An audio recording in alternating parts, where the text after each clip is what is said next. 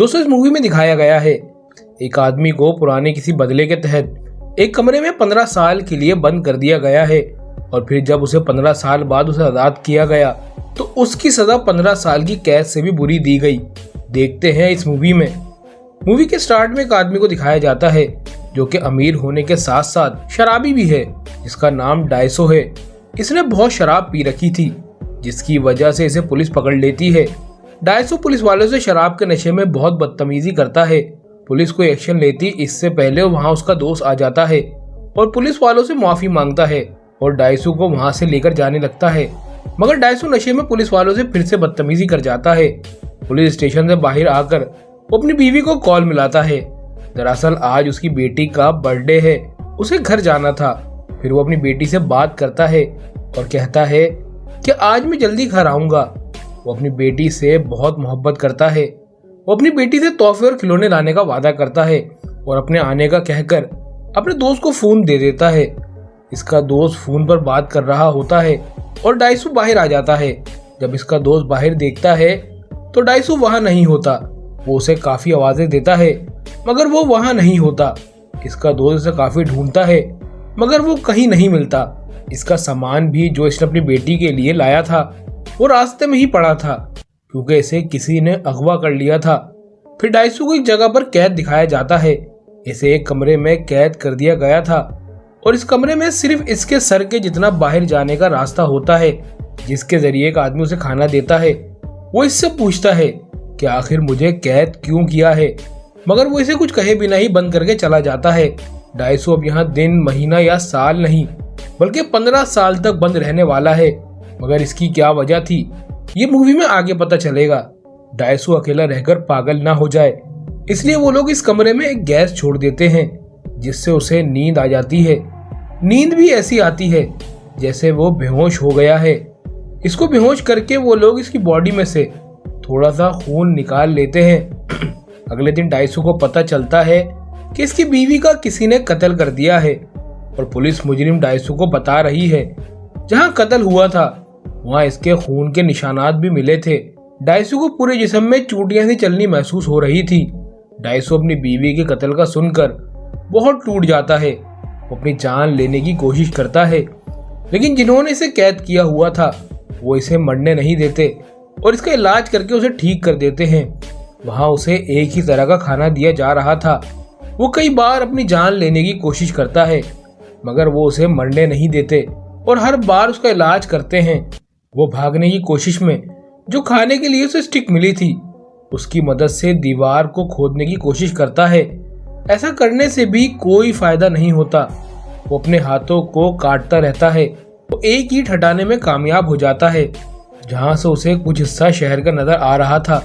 अब वो बाहर का कुछ हिस्सा देखकर बहुत खुश था। अब इसका सिर्फ एक ही मकसद था कि बाहर जाकर उस इंसान को ढूंढे जिसने उसकी हालत की थी। एक रात वो सोता है तो इसकी जब आंख खुलती है तो वो बाहर आजाद था और एक सूटकेस में था। वो सूरज की रोशनी तक बर्दाश्त नहीं कर पा रहा था क्योंकि वो उसे 15 साल बाद देख रहा था और उसे कुछ भी दिखाई नहीं दे रहा था।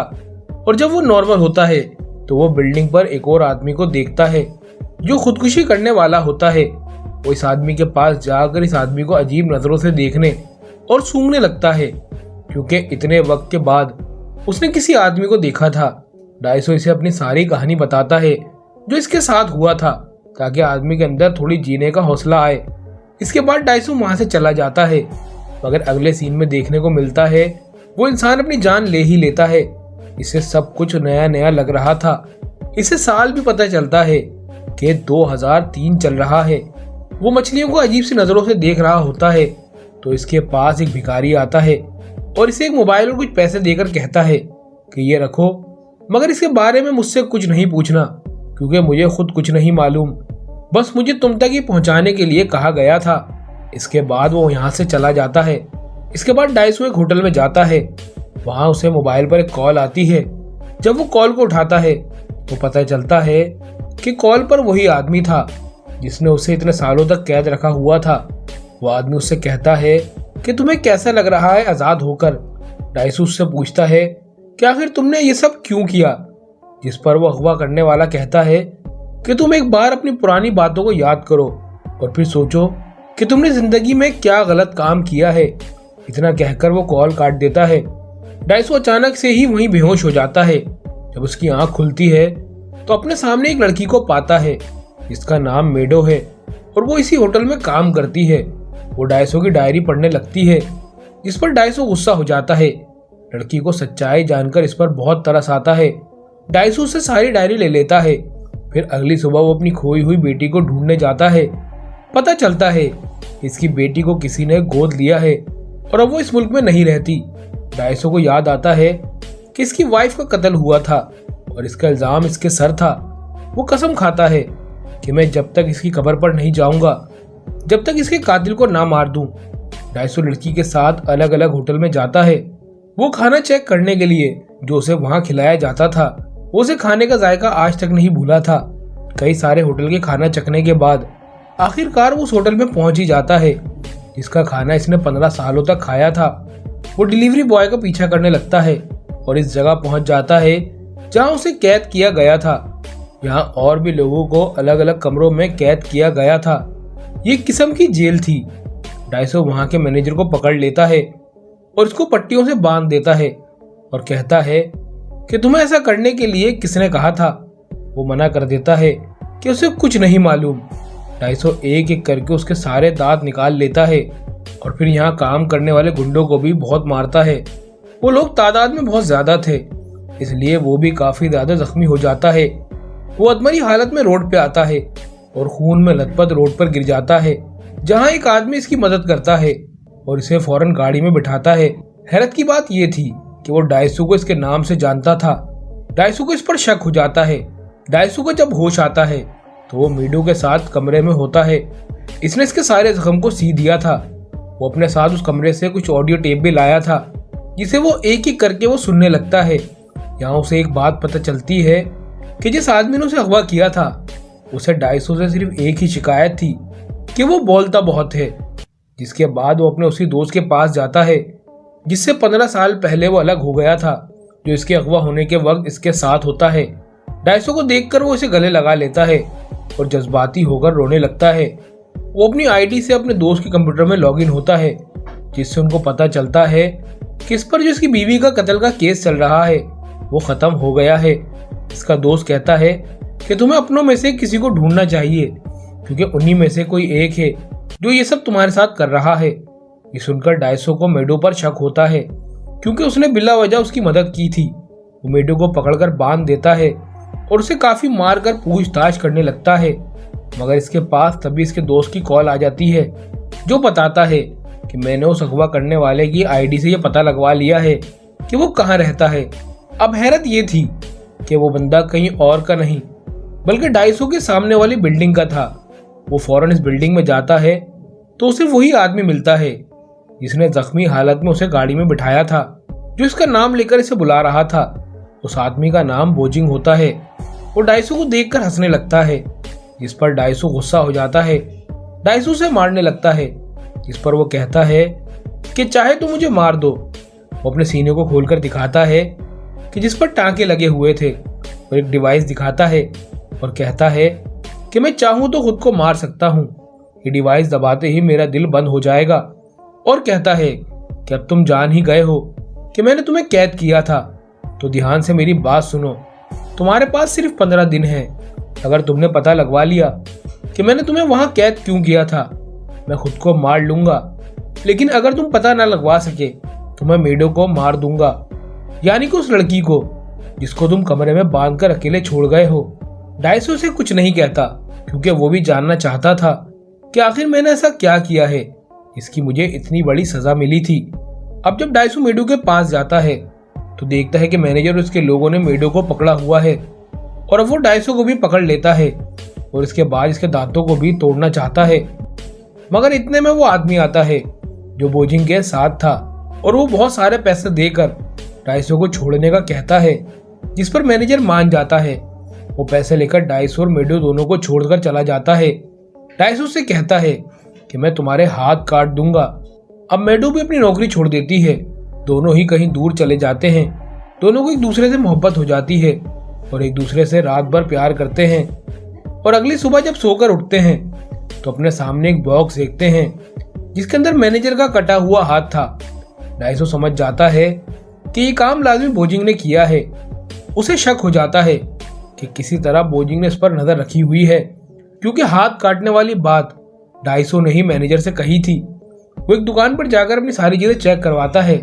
तब उसे पता चलता है कि इसके जूते में एक चिप लगी हुई है, जिसकी मदद से बोजिंग इसकी सारी बातें सुन रहा था और इस पर नजर रखी हुई थी। डाइसो जब ये सर्च करता है तो तब उसे स्कूल के बारे में पता चलता है। ये वही स्कूल था जिसमें डाइसो पढ़ता था। वो छानबीन करता है तो उसे एक लड़की के बारे में पता चलता है, मगर इसकी तस्वीरें वहां से हटा दी गई थी। तब डाइसो अपने दोस्त से कॉल करके पूछता है कि क्या तुम इस लड़की को जानते हो। तो तब इसका दोस्त कहता है कि हाँ, ये तुम्हारी क्लास में ही तो पढ़ती थी, मगर एक दिन उसने नदी में कूदकर अपनी जान दे दी, क्योंकि ये लड़की पूरे स्कूल में बदनाम थी। क्योंकि लोगों का कहना था कि ये लड़की अच्छी नहीं थी, क्योंकि उसने गलत ताल्लुकात बनाए हुए थे। अब यहाँ साइड में दूसरे सिस्टम पर बोजिंग भी बैठा हुआ था। लड़की के बारे में ये सारी बातें सुनकर इसे बहुत गुस्सा आता है। वो इसके दोस्त के पास जाकर उसे इतना मारता है कि वो मर जाता है। बोजिंग कहता है कि वो ऐसी वैसी लड़की नहीं थी। इसके बाद वो यहाँ से चला जाता है। डाइसो को अपने दोस्त की मौत का पता चल जाता है तो उसे बहुत दुख होता है। उसे लगता है कि वो मेरा दोस्त था, इसलिए उसकी मौत हो गई। अब कहीं मेडो को भी मौत ना हो जाए, इसलिए वो मेडो को मैनेजर के पास छोड़ देता है, क्योंकि अब उन दोनों में दोस्ती हो गई थी। वो सच्चाई का पता लगवाने के लिए वहां से अकेला ही निकल जाता है, जहां उसे याद आता है कि जब वो स्कूल में था तो वो लड़की और इसका भाई, इसने अपनी जान ली थी, वो बहुत करीब थे और आपस में प्यार कर रहे थे, और डाइसो ने उन्हें देख लिया था। अब ये बात उसे पता चल जाती है कि इस लड़की का भाई कोई और नहीं बल्कि बोजिंग था, वही जिसने डाइसो को इतने सालों से कैद कर रखा था। डाइसो ने स्कूल छोड़ने से पहले ये सारी बातें अपने दोस्त को बता दी, मगर वो उससे ये कहता है कि ये बातें राज ही रखना और किसी को भी मत बताना। बस ये उसकी सबसे बड़ी गलती थी कि उसने अपने दोस्त पर भरोसा रखा और उसने ये बात राज नहीं रखी और पूरे स्कूल में ही फैला दी, जिस वजह से उस लड़की ने अपनी जान ले ली, जिसका बदला बोजिंग उससे ले रहा था। अब आखिरकार डाइसो को पता चल ही गया था क्यों आखिर बोजिंग ने उसे कैद कर रखा था, और अभी 15 दिन होने में 5 दिन बाकी थे जो बोजिंग ने उसे दिए थे। वो बोजिंग के पास जाता है और कहता है कि मैंने सच्चाई का पता लगवा लिया है, अब तुम्हें अपने वादे के मुताबिक मरना होगा, और तुम कितने घटिया इंसान हो कि अपनी बहन को भी नहीं छोड़ा, और सबसे बढ़कर ये कि तुमने ही उसकी जान ली थी, और इसके साथ नाजायज ताल्लुकात का पता ना चले तो उसको मारकर उसे खुदकुशी का नाम दे दिया। इसकी सारी बातें सुनकर बोजिंग हंसने लगता है और कहता है, हाँ, मैं ये चाहता तो था कि ये बात किसी को पता ना चले, मगर तुम जैसे पागल इंसान होते हैं वहाँ ऐसा कहाँ होता है, क्योंकि ना सिर्फ तुम्हारा मुंह खोलने की वजह से ये बात सबको पता चल गई। मेरी बहन ने उन सबके दबाव में आखिर अपनी जान ले ली, और एक मजे की बात यह है कि मैंने तुम्हें और मेडो को हेल्पलाइज किया था कि तुम्हारे दिमागों को कुछ वक्त के लिए अपने कंट्रोल में रख सकूं। इसलिए जागने के बाद तुम बिल्कुल ऐसा ही कर रहे थे कि जैसा तुमसे करने को कहा गया था। तुम और मेडो एक दूसरे के करीब आए, वो सब हमारे कहने के मुताबिक ही हुआ है। अब हिप्नोटाइज से बाहर आने के बाद उसे कुछ भी याद नहीं होगा। मैं तुम्हें ये बात बोलने नहीं दूंगा, क्योंकि सच्चाई जानने के बाद तुम मरना पसंद करोगे। ये कहने के बाद वो डाइसो को एक जामुनी रंग के बॉक्स की तरफ इशारा करके खोलने का कहता है। जैसे ही डाइसो उसे खोलता है, इसमें एक एल्बम होता है जिसमें एक छोटी बच्ची की तस्वीरें थी। इसमें डाइसो भी इसके साथ था। वो जैसे जैसे उसे पलटता है, बच्ची की बड़ी होने के साथ साथ तस्वीरें थी, और सबसे आखिरी तस्वीर मेडो की थी, वही मेडो जिससे वो मोहब्बत करता था। मेडो कोई और नहीं, इसी की बेटी थी, जिसके साथ वो सो भी चुका था। ये जानकर उसे बहुत बड़ा धचका लगता है। वो गुस्से में बोजिंग को मारने जाता है, मगर बोजिंग का गार्ड उसे बहुत मारता है और उसे मार मार कर अधमरा कर देता है, मगर इसकी जान लेने से पहले ही बोजिंग अपने गार्ड को मार देता है। बोजिंग अब अपने मैनेजर को कॉल करता है और फिर उसे पता चलता है कि मैनेजर भी इसके साथ मिला हुआ है। इसके सामने मेडो थी और इसके सामने वही जामनी बॉक्स था जैसा इसने थोड़ी देर पहले देखा था। ये सारी सच्चाई मेडो को भी पता चलने वाली होती है। डाइसो से कहता है कि चाहे कुछ भी हो जाए, इस बॉक्स को मत खोलना। तब डाइसो कहता है कि अगर मेडो को इस बारे में पता चला तो मैं तुम्हारी जान ले लूंगा और तुम्हारे टुकड़े टुकड़े कर दूंगा। फिर वो रोने लगता है और हाथ जोड़कर कहता है कि मैं जिंदगी भर तुम्हारा गुलाम बनकर रहूंगा, लेकिन प्लीज ये बात मेडो को मत बताना। इसकी ये हालत देखकर बोजिंग हंसता है। डाइसो अपनी जबान काट लेता है क्योंकि बोजिंग को इसकी जबान से ही सबसे ज्यादा नफरत थी। इसके बाद बोजिंग मैनेजर को कॉल करके बॉक्स खोलने से मना कर देता है। वो ऐसे ही छोड़कर जाने वाला होता है। वो कहता है कि सब तुम्हारे सामने आ गया है, अब तुम शर्मिंदगी से कैसे जियोगे। ये कहकर वो चला जाता है, मगर जैसे ही वो जा रहा होता है इसकी डिवाइस नीचे गिर जाती है और फिर डाइसो इस डिवाइस का बटन दबा देता है। दरअसल ये कोई डिवाइस नहीं थी, बल्कि ये एक स्पीकर का बटन था और ये बटन दबाने से बोजिंग को कुछ नहीं होता, बल्कि कमरे में इसकी और मेडो की रात गुजारने वाली आवाजें आती हैं। यहाँ बोजिंग का बदला पूरा हो गया था। वो इस दिन को याद करता है जब इसकी बहन ने अपनी जान ली थी। वो इसे सोचकर काफी दुखी होकर रोने लगता है क्योंकि इसके जीने का कोई मकसद नहीं था। इसलिए वो खुद को गोली मार लेता है और अपनी जान ले लेता है। इसके बाद डाइसो दिखाया जाता है जो इन सबके बाद बड़ी शर्मिंदगी से जीता है और एक दिन डॉक्टर के पास जाकर कहता है कि तुम मेरे दिमाग में से सारी बातें मिटा दो जिसमें मेरी बेटी का जिक्र है। डॉक्टरनी कहती है मैं ऐसा कर तो दूं, मगर वो एक्सपेरिमेंट फेल भी हो सकता है। वो फिर भी ये एक्सपेरिमेंट करवाना चाहता है क्योंकि वो बुरी यादों से जान छुड़वाना चाहता है। जिसके बाद डॉक्टर इसकी यादें मिटा देती है। जब इसकी आंख खुलती है तो मेडो इसके पास आ जाती है। डाइसो पहले मुस्कुराता है, फिर रोने लगता है। इसका मतलब था इसका एक्सपेरिमेंट फेल हो गया है। अब इसे सारी बातें जिंदगी भर याद रहेंगी। हमें इस फिल्म से ये सीखने को मिलता है कि हमें दूसरों की गलतियों से सीखना चाहिए और दूसरों की गलतियों पर पर्दा भी रखना चाहिए। किसी की भी बात किसी को भी नहीं बतानी चाहिए, हमेशा अपने दिल में दफन कर लेनी चाहिए।